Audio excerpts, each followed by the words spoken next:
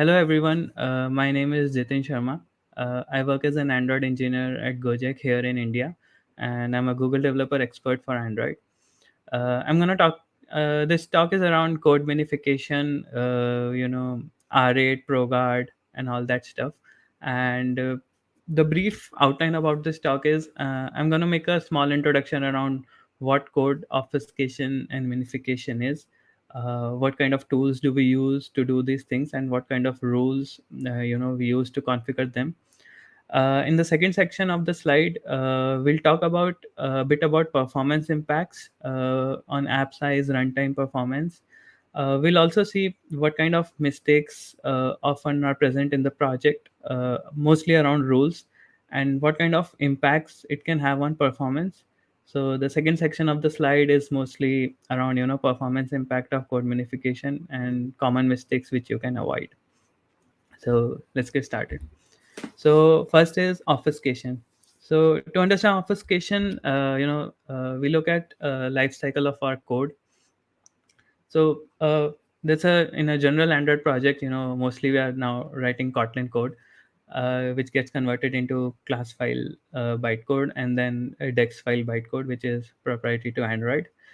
Uh, Dex is a bytecode format, and along with Dex and resources is what generally is present in our APK along with some other files. So if you want to move this process in a reverse manner, Dex, which is a bytecode, is usually not readable in nature. But we can use disassemblers like DDEX or Smali to get an intermediate representation of bytecode, which is sort of human readable, but still not still sort of a bytecode intermediate bytecode format.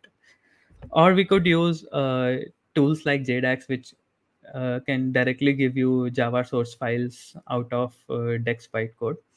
So the presence of these reverse engineering tools is what gives birth to obfuscation. So obfuscation is just a means for avoiding if someone reverse engineers your code or your application.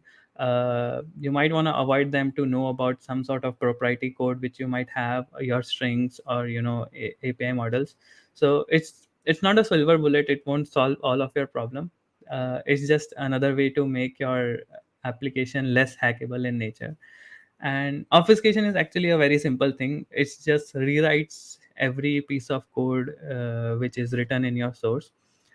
Since we work with statically compiled languages, most of our code is actually reference based. Like we create instances of something and call functions or various things on it. So everything has a reference.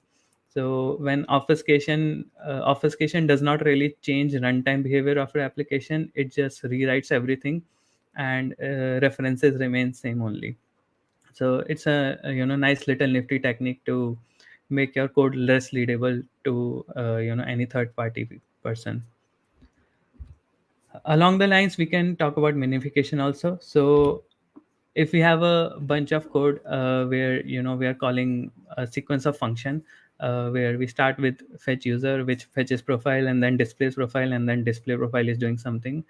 On the right hand side we can see the function call stack, which is pretty simple. And if we comment out one of the function, the call stack gets broken at the runtime. Now each of these functions which are actually packaged in your bytecode are not actually being called, so they are kind of redundant, or what we call dead code. This is what minification tools do. They figure out dead code at compilation time based on whatever data they have, and they remove it from your binary, making it smaller. If we talk about Android world, the entry points for your Android applications are kind of diverse, unlike JVM, where usually it's the main function. An Android application has activities, services, application, receivers, and it may have one of these things or all of these things. Mostly all of them are present in manifest, so manifest kind of act as an entry point for minification tools. And all of these then will point to some sort of code which may overlap each of these components. And plus code will then reference resources. Resources is what is present in res folder, your layout files, your values, styles, colors, and all that thing. So it's not just a minification of the code which we are talking about. We are also talking about minification of the resources, because resources may take equally the amount of space the code is taking in your application. So now that we have, now this was a very brief introduction about obfuscation and minification. So the tools which we use, so familiar names here, R8, ProGuard, and DexGuard. So ProGuard is sort of legacy tool right now. R8 is what, it's currently implemented in the Android Gradle plugin as the default tool chain. ProGuard was the tool which was default for Android for minification for a lot of years now. DexGuard is actually a tool which is built by the same company which built ProGuard. It's a paid version, and it's part of a larger suite of a security library, which has like far more obfuscation and minification capabilities than ProGuard and R8. So if you create any new Android project, R8 is what you will get, and it's being maintained by Google right now. If we look at the Android toolchain, this is what happens is like we have code, which is our source code and libraries, out of which Dex will be created through D8. Depending on the toolchain which we are using, whether it's R8 or ProGuard, your Dex or an intermediate representation of Dex file will be processed by R8 for obfuscation and minification. This minified Dex file, along with the manifest and resource references, is then consumed by the toolchain of Android Gradle plugin, which then removes unused resources from your application and finally builds an APK for you. If you're interested in what happens at the AGP toolchain level, there is a file called resource usage analyzer.java. Uh, uh, it's a very fun code to read on how AGP basically figures out what kind of resources it has to keep and what kind of resources it has to delete, and what kind of data it gets from the minified Dex file. So R8 actually is only a code minifier. It's not actually a resource minifier. Resource minification happens at a completely different level within Android Gradle plugin. So yeah. Now rules. Uh, we have now defined that we have a certain set of minification and obfuscation tools, and we mostly write code which is statically compiled and via references. So these tools can actually create a graph out of entry points of your application. For Android, the entry points are defined in manifest file, and from the entry point they can basically figure out the execution path as well at a compilation level. So basically, it's quite easy for them to figure out what needs to be deleted and what not. But certain situation it becomes problematic for them, and those situations are when we use reflection. So with reflection, we kind of break away from our instances and references, because we can initialize a class name using a string. We can create methods which are plain objects and then invoke them to create types. So in this case, it's becomes a bit problematic for minification tools to figure out what it has to delete. It might end up deleting classes which are accessed using reflection, and it can happen for anything. Reflection is true for classes, fields, interfaces, functions, everything. So this is where rules come into place, where for things like these we need to provide rules, and we need to inform the minification tool that don't delete it. I'm not going to get into a lot of details about rules, because that might need a separate session itself. But if you're already using R8 or ProGuard in your project, you are probably already aware of these rules. These are very basic rules. Keep class, which allows you to keep class, or keep class members, which you can use for keeping class members, and attributes for annotations and warnings. There are hundreds of other rules which can be configured. Again, not going into detail of that. This session is about something different. So now we have set up this stage where we have our obfuscation and minification tools and what they are supposed to do. We already know that, and in case there are edge cases like reflection, we can write rules to inform these tools of what they should do. Now let's look at a question of optimization and performance. So what kind of impacts these tools will have on our performance, since they are processing all of our code, not just our source code but even every library which our application is consuming. The performance impacts are actually quite huge on this.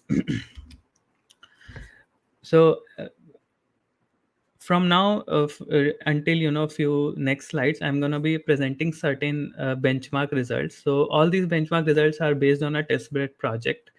It's a project which I generated using Android Studio Poet library. So the idea behind this project is that it kind of emulates all the modern libraries which all the most of the projects might be using, but it's not trying to emulate your project or any other project in a manner. Rather, we'll try to find out using this project as a base that how much our application gets affected using ProGuard, R8, and the different kinds of rules according to that. So this is just a representation. This is a project which has done 20 modules, 100 classes, 6,000 methods, and it uses all these things.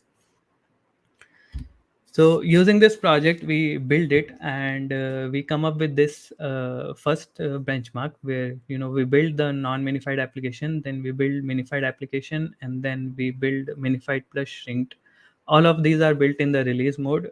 We are doing everything in the release mode, nothing on the debug mode.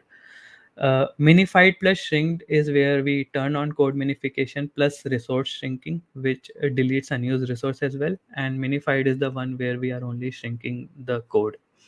So what we observe is that between the top non-minified and the bottom most minified, where everything is shrunk down, we see size reduction of 45%, and app launch, which is the screen load time in this case, reduced by 39%. Now size reduction is something which we expect, right? Because we are deleting a bunch of unused thing from our code as well as all the third party libraries which we have integrated.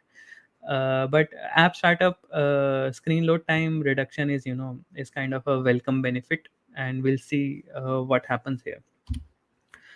So when we talk about minification tools like R8 and ProGuard, they not only delete unused or dead code. I mean, they do delete unused and dead code, but they also perform a bunch of optimization on the existing code as well, which is done at bytecode level. So it happens at your source code level as well as all the libraries which are importing at. So one thing is code inlining. So at a release level, R8 can identify which of the static checks, such as build config ones, are no longer valid for a release application. For example, in this case, this build config.debug is not something which will ever get invoked when a release application is being executed. So it will just figure out all these things and remove it. Like the if check will go away. And it's not just that, if function itself has another function calling inside it, like the my branch function is just calling release method, so this function is kind of useless. So it does method inlining as well. So along with code inlining, the method itself will get inlined at the call stack, and the my branch function will get deleted from the final text file. So there's a lot of inlining happening, and this inlining will keep on happening at a looping level, as long as R8 identifies that this piece of code can be inlined. Other inlining which can also happen is guarded checks around build version SDK. So let's say you started with a very less minimum SDK, so you have written a lot of code which should only execute above 21 or 28. So the moment you change minimum SDK to 21, the left hand side code if check will automatically remove from the release APK, and if you are on 28, the right hand side will also remove. So this R8 will automatically figure out based on your minimum SDK version, and you don't really have to do anything. And the code itself will execute faster as you keep on increasing your main SDK versions. Another fun thing which happens is, so Kotlin compiler has this null safety checks, where every public function which you write in Kotlin has a intrinsic dot check parameter is not null added to it by the compiler. So it's compiler's way to enforce null safety on public functions. So the function itself does nothing. It just checks whether it's null or not, and then throws an exception if it is null. So what R8 does is, so for every function Kotlin, for every public function is written in Kotlin, it inlines this particular function. So the method call is removed from this, and it's the code itself is inlined here. And if you think around all the public functions which you're writing, this small change can actually help a lot at runtime. It's similar to all the changes which I talked about before also. Although they are very small in nature, they are often present multiple times within your execution path itself. So these small optimizations can, accumulate a lot. Now, we talked about code inlining. That's one of the things which RIT does. There are a lot of class level and string level inlining which are also happening. So this allows our code to run faster. But how does app startup is how much app startup is getting benefited out of minification?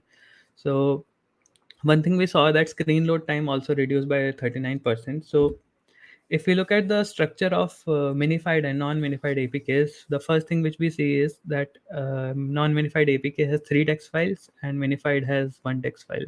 So the logic is that R8 deleted so much code that it can fit everything into a single text file. Now, bear in mind, a single text file can only accumulate 65,000 references, which includes class references, method references, field references, and few other references as well.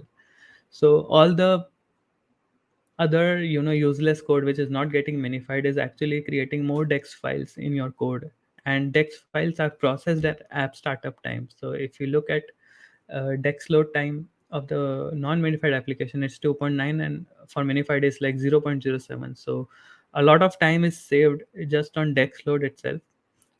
Dex load might or might not happen as depending, like it kind of depends on Android versions also, where compilation might be happening to convert dex to OAT.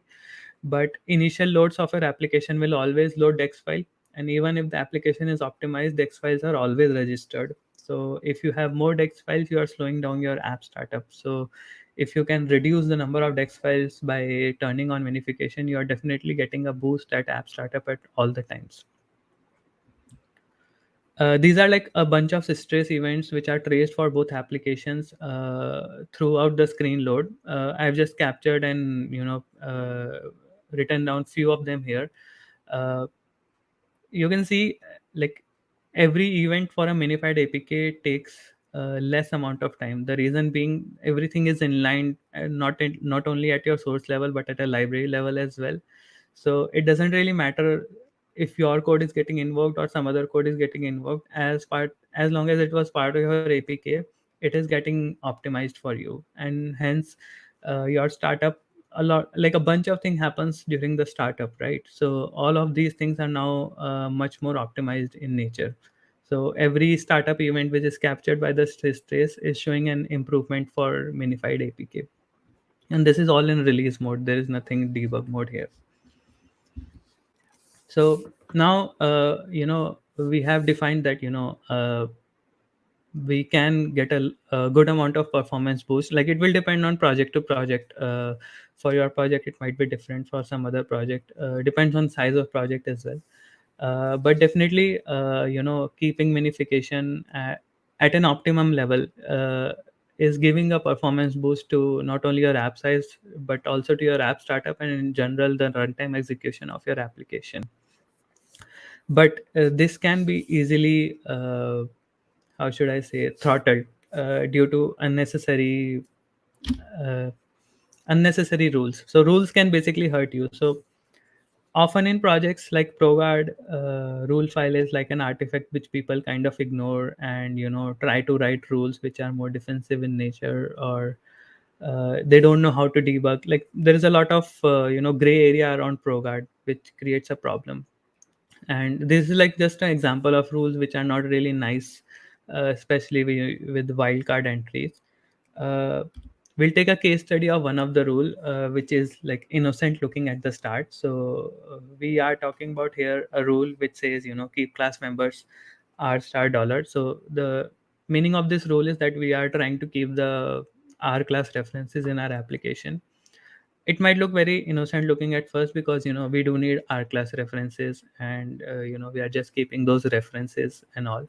But let's take a deeper look on what this single line of code can do. This is a how should I put, a smaller like an outline structure of a project. It might look like your project as well. We have the app module at the top, which is depending on feature modules and core modules, which might depend on their own modules, and they might be feeding upon AARs, which are third party libraries. Now, our classes are resource reference classes, which are present at each Android module level. Basically, every time you create an Android module or some package module, you will have an R class generated for that module, which you can use to reference resource on that module as well as its own dependencies. So what usually happens is, R classes are generated at AR level. So if you look at the top right AR, it will have a R class entry, which will reference its resources as well as resources of all its own dependencies, which might be libraries or modules. Now module 3 depends on this AR. So the moment module 3 depends on its AR, module 3 using its package directive can actually access the resources of AR. How this happens is that the references from AR are copied over to the R class entry of module 3. And from module 3, the same thing happens to module 1. So module 1 has R class entry of module 3, and then module AR also. And then this goes to app module. Now, this thing happens for each and every module, and it is duplicated at each module level. So even if the AAR is feeding directly to app module as well as to module 3, its references will be present twice because they are dependent on package name also. So it's kind of how Android toolchain is. The major reason why this happens is that this allows you to access R classes with the same package name at a module level, because it's copying over everything. So you can use your own package name where you're writing the code, and you can access every resource of every dependency which is present in that module. But it creates a duplicacy at such higher level that the R class entry in the main app module can go into tens and hundreds of thousands, and fairly large project, it can even go to millions of entries of R classes. So now, if you remember our case study where we are, this innocent looking rule which says, let's just keep the R class entries, it might end up keeping thousands of references, tens and thousands of hundreds of thousands of references, even for a medium sized project. So if we look at our project, we had a non-minified one which had these benchmarks, and a minified one which has these benchmarks. Now we'll create another APK which is minified but with the faulty rule which we just show. So what we see is, like, our app size increased by 3% only, but our screen load time actually increased by 34%. So what actually happened here is, first of all, the amount of dex files in the APK increased by 1. Now, since we have thousands of R class references which are already present in the file, the number of dex files had to be increased, because these are field references and they have to be kept into dex file, and a single dex file has a limit of 65,000. So our dex count increase, our dex size increase, our dex load time also increases. Along with the dex load time, the class loader time is also increased, because class loader is also loading all these unnecessary variables at app start, because it needs to put everything from the dex into the memory itself. So that is the reason what we see is that our screen load time also increased a lot, and just because of so many unnecessary variables. So this rule was like, one case study. You might not have it, or you may have it, or one of the libraries which you're depending on have it. But the logic behind this is that wildcard rules are very destructive in nature, and they can have performance impact which you might even think about. So if you want to write good rules for ProGuard, so first of all, it's like you should be aggressive in writing ProGuard rules. People are often defensive when they try to write ProGuard rules, because they don't know how to debug, or it's kind of weird. Like, anytime you get an obfuscation or a minification bug, you're like, okay, let's just keep the whole package or the whole module itself. So debugging, it's kind of hard also, and if your project build times are large, it becomes a bit more problematic. But you should definitely avoid wildcard package rules, because uh, any wildcard rule which is at a package level of that module will end up keeping more files than what you see. So our files are generated at module level. You might have a bunch of more files which are being generated by KAPT or KSP, which are present at the module package level. So the moment you're writing a code which is at a module level, you might end up keeping a lot more files than you intended to. So definitely avoid that. Even if you have to write wildcard rules, make them more generic or more granular at a package level, like go lower down into the package hierarchy. uh, One thing which I really like is that instead of writing ProGuard rules in the profile, just use the keep annotation. So there are two advantages to this. First of all, you can't write wildcard rules with @keep annotation, so you have to manually put it in all the classes. So it avoids that problem altogether. Second is you can map the ProGuard rule of a class to source code itself. So if you delete the source code, the rule is also deleted because it was mapped to source code itself using an annotation. Usually what happens is people would delete stale code from the source but forget to delete rules or ProGuard files, and then ProGuard file becomes that artifact which nobody wants to edit and nobody knows what's happening there. So you can easily avoid that and make your ProGuard file more leaner by mapping the rules directly into source itself. Fourth and most important, you should scan for rules which your third party libraries are importing. So what happens is, like, you might be writing you might have not written any rules, or you might have written very good rules for your own project, but the ProGuard rules which minification tools consume are combination of your rules, a default set, as well as all the rules which are coming from third party libraries. And third party libraries, I have often seen third party libraries blatantly abuse ProGuard rules, and they can actually write rules which can affect your application size and performance as well. If you want to figure out what kind of rules were imported by other libraries, there is a simple flag for it. Just add print configuration in your ProGuard rule file, and it will generate a file called configuration.txt in mapping release. So if you look at the highlighted section, it actually shows the rules which came from lifecycle view model artifact. So in this file, you will see every rule which R8 will consume to do the magnification of your project, your own rules, as well as all the rules of the third party library. So this is a really nice way to figure out if some other library is screwing up with your build process. There are further optimizations which can be done, which can really help you. So until recent versions of AGP, the ProGuard configuration in Gradle script usually use ProGuard Android.txt along with ProGuard rules.pro. So ProGuard rules.pro is the file where you write your own rules, and ProGuard Android.txt contains a default set of rules. So instead of using ProGuard Android.txt, you should use Android Optimize.txt. The Android.txt actually doesn't really enable a lot of optimizations, and if your project was created, long back, you might be still using it. Instead, you should try to use Optimize.txt, which will enable a lot of optimization and shrink down your code, as well as give a boost on runtime performance as well. You might want to test your application if you are doing this change in case something weird is happening. But yeah, you should. I think AGP 7 by default uses Optimize, but older versions do not. You can enable something called full mode if you're using R8. So what happens in full mode, resource shrinker becomes more strict in the kind of PNGs or drawables it needs to delete.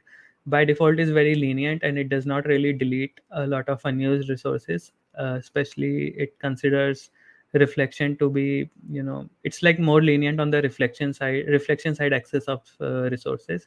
So full mode will give you more optimization level on this thing. So you should also try this. Debugging rules. So often, if you're facing a ProGuard issue, or even if I have added a library or a bunch of code where reflection is introduced, what you can do is you can add this flag called add configuration debugging. So with this, what ProGuard or R8 will do is it will try to figure out over your source code where reflection was used and where rules for it should have been added. So I have copy pasted a a console output from my project, where it's telling that these classes should have been retained, or these attributes should have been retained by ProGuard. So it's a nice way for ProGuard to tell you that you're doing this wrong. So it might not tell you everything, but it's a good start in case you're looking for debugging things. One more tool which I like is ProGuard Playground. If you have not seen this website, you should definitely visit it, playground.proguard.com. So what you can do is you can just drop your APK here, and on the right hand side, it will just show you all the packages in your application, and all these things. And in the editor, you can either write your own rules or copy paste your existing rule file. So it will process the rule file, and at the right hand side level, it will tell you, how many files or how many packages are being kept due to your rules. So it's a nice way to basically debug through your whole application if you're trying, if you're keeping files which should not have been kept. It also shows, if you look at the bottom right corner, modifiers, like allow obfuscation, allow shrinking, allow optimization. So one thing what happens is, like, keep class ends up disabling all optimizations, because that's how it works. So but you can do something like keep class and allow obfuscation, allow shrinking, or allow optimization, depending on your use case. If you're using name based reflection, then you might not want to keep obfuscation, but you can still use optimization to inline variables. So this is also, it also highlights these at each file level. So it tells you that you could enable these in case it's needed. So yeah, overall this is a really good tool to, it's just a browser interface, so you can just go through it and it will tell you everything. Further reading, you can just go through the developer documentation, which is really nice. And there are these two articles. So on Jake Barton's blog, you can search for R8 optimization. He has written like 7 8 articles on R8 optimization. I covered a few of these in the slide before, but there is a lot more stuff around class and string optimization, which I have not covered. It's really detailed in nature. So if you want to go into those details on how R8 optimizes everything, this is a really nice read. And yeah, definitely, I hope you are using minification. And it I personally worked on this on my work project, and we have seen real gains in production apps by just fixing our rules, something which we never thought of doing, but we stumbled upon it and we did it, and it really helped us out, especially in today's scenario. I was just talking about this before starting my presentation, that uh, nowadays we are using more and more libraries which are packaged into the APK, unlike previous days where a lot of UI code like text view and all that stuff is already packaged at the OS level and we were using it. But now with the app compat, material design, and now compose, all of the UI core code is actually being shipped with the APK. So your APKs are getting huge, and they are not as optimized because they are not really present at the OS level. Whatever is present at OS level is already optimized at OS, but whatever is present in APK is not optimized. So running optimizations on these libraries can give you a lot of gains at performance, which are visible as well. So definitely go forward to it. uh, this is all from my side. Yeah, you can contact me on Twitter later. I'll be here if anyone has any questions, and anyone wants to discuss anything on this. But yeah, if you want to talk to me later, you can contact me here on Twitter. So yeah, thank you. This is from all from my side. Thank you for the great talk, Devon. So I see there's only one question yet in the Q&A section, but please, I'm asking the audience, if you have any questions, please feel free to post. But I'll let you have some time to think about questions. And until that, I actually want to ask a question. So, Jitin, I was wondering, how do you test the TOGA rules? Do you have any practices on that? So I have in past used ProGuard Playground. but like you might not be able to put your work application there if you have some security level rules, because it's an open website, right? But as a side project, if you want to test certain rules in isolation, then uh, that ProGuard Playground is the best thing, because it's like an interface, right? So it's easier to look at it. So I have personally used it and found it very useful. Secondly, ad configuration debugging is also something which I have used earlier. It helps me figure out any reflection related use cases. It's not I won't say it's like accurate, it will tell you everything, but it's a step in the right direction. I see. Okay. I also personally encountered the problem of having some issues with the ProGuard enabled release version of the application, which was not reproducible on Hmm. debug build. Hmm. And just maybe to add something, in my experience, I think it's also a reasonable idea to create another build type that is also release build, but not the real release build, so it doesn't have the security issue maybe or similar of creating a real release build in the developer environment, but it also has ProGuard enabled, so you can test about those things if I can add.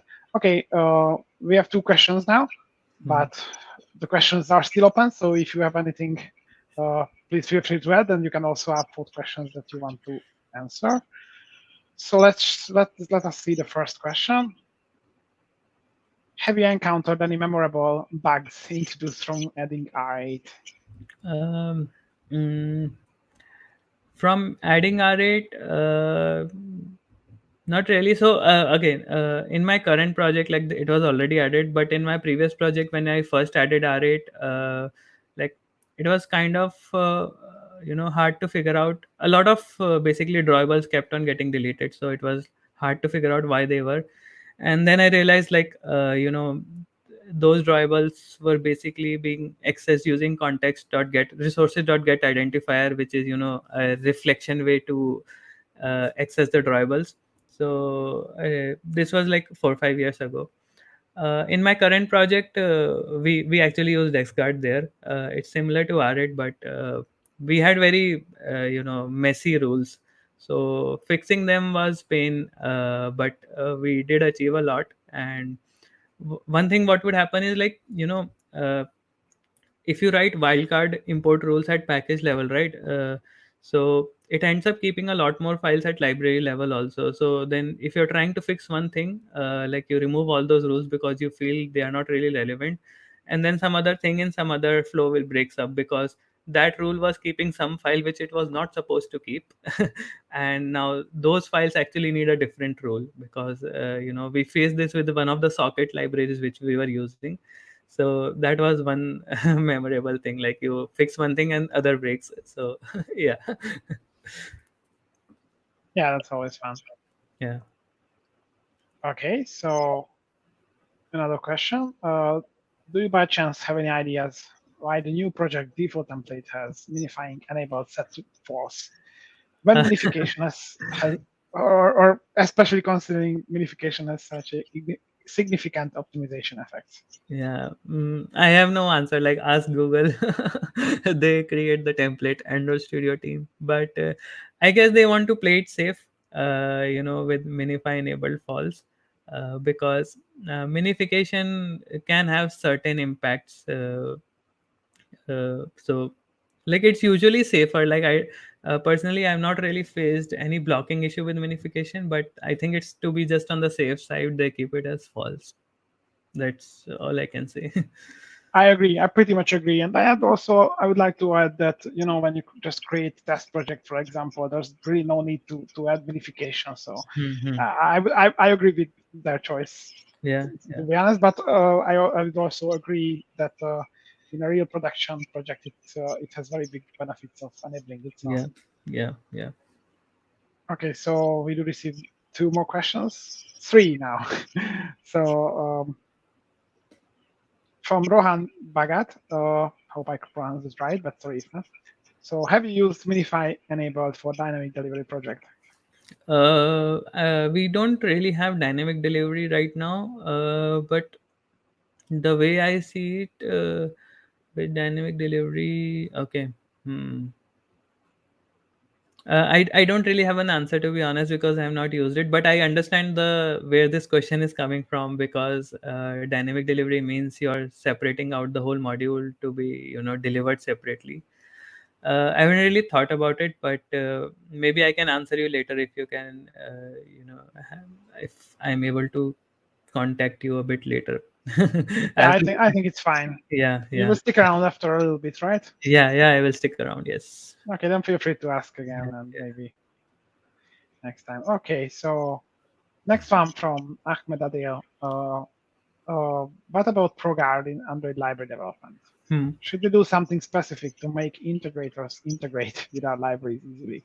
Yeah, definitely you can. So one of my pain points working with ProGuard is like all the third-party libraries often write defensive ProGuard rules, and sometimes they are too defensive in nature, and they can actually end up creating performance issues for your host app. So first of all, at a library level, I don't think you need minification unless it's like a finance or a security library where you need to obfuscate your code. If it's like a general purpose library, don't enable ProGuard on it. What you should do is you should ship your own ProGuard file. Basically, with a library, you can ship a ProGuard.txt file by writing your own rules, and in those rules, throughout your source code, just see what you're using with reflection. If you're not at all using reflection, don't do anything. All your dependencies should be having their own ProGuard files, so you don't really need to care about your dependencies unless they don't have a ProGuard file. Usually they have, but if they don't, then maybe you should. But for your own code, be more specific about what you want to keep. Yeah, Good advices here. I can only agree. yeah, Okay, so seems like the last question. yeah. So from Chaba, thought, I'd like to be aggressive, but I'm too afraid of release only bugs. Do you have any advice? Yeah, so there is a simple way to do this. What we do is like assuming you have a CI/CD process, and your application is being tested by someone on release basis. The application which is coming out of your CI/CD should be minified one. So don't give debug APKs to your QAs. Give minified APKs to your QAs. They might point to like your integration URLs or debug URLs or whatever, but they should be minified. Because if you have this process where your QAs are testing debug APKs, and then you are shipping a release APK which is minified later, you will definitely run into bugs. Like that never works. So your regular testing cycle, wherever or however it is happening, should happen on minified APK.